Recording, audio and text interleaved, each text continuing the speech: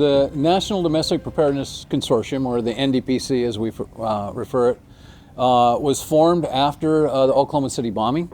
We knew that it was very obvious there was a need to train first responders to events that go beyond their normal training. So we meet on a semi-annual basis with our partners from FEMA and the people from the states to evaluate how we're doing in the training that we're delivering. And we interact with them to make sure we can anticipate what they're going to need in the future. That's a very diverse population on a diverse number of subjects, and we want to make sure we're hitting the target. We need to really think about what we prioritize against, why we're prioritizing it, and making sure that we're making smart investments in those. Consortium of trainers from around the nation that come together and plan how to better prepare this nation to be able to help survivors before, during, and after disasters. And so we train to fill all the gaps, and with the main emphasis on our first responders, that is our police, our firefighters, and making sure that they know what to do to respond to any event. I want to give you a little background on Las Vegas Fire and Rescue and the bomb squad and the importance of public safety at these large-scale events. We'll briefly talk about two case studies, the recent F1 and the Super Bowl that we had. Training activity that we do is a contact sport, right? There's a lot we can do virtually, but there's a whole lot that you really need that interaction. People coming up with ideas that may be crazy ideas, but then we think, you know what, we can make that work. And so that physical interaction is very important.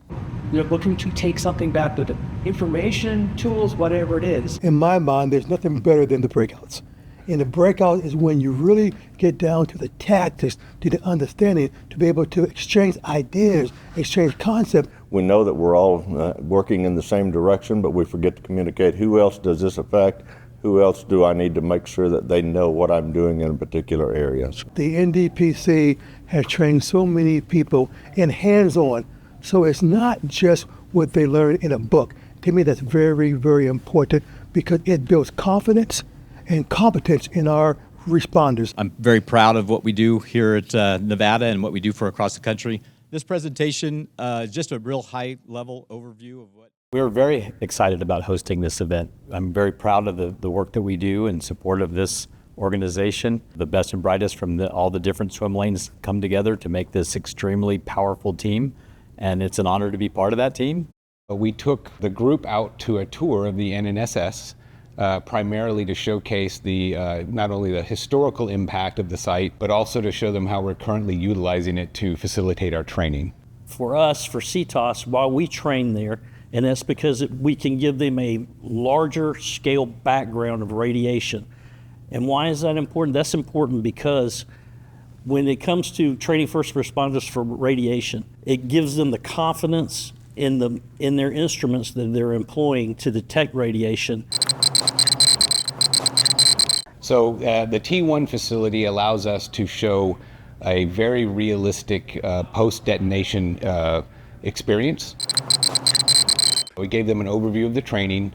We walked them through some of the scenarios that we set up using some of the props that are out there and described what the students would do and what actions we would take to enhance the student experience. A little quadrant of the back on top. I really did appreciate the tour of the training site and actual details of what the students are learning and how they learn it and what they need to take home with them. A little blown away of the radioactivity that's all around all of that, living in that environment, working in that environment every day.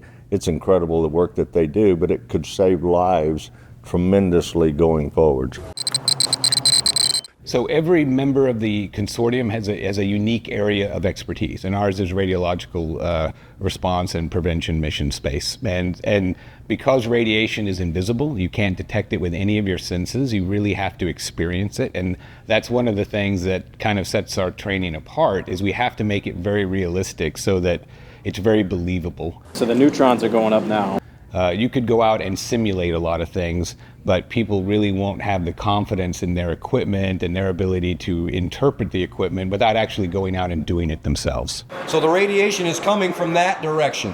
When the National Domestic Preparedness Consortium was first formed, we looked at what are the big threats out there. And when you look at WMD, radiation plays such a critical role. our terrorist enemies want to inflict maximum damage with minimal amount of effort on their part, and certainly a radiation attack is something that would cause havoc within our nation. And so it's important to be prepared for that, protecting the homeland.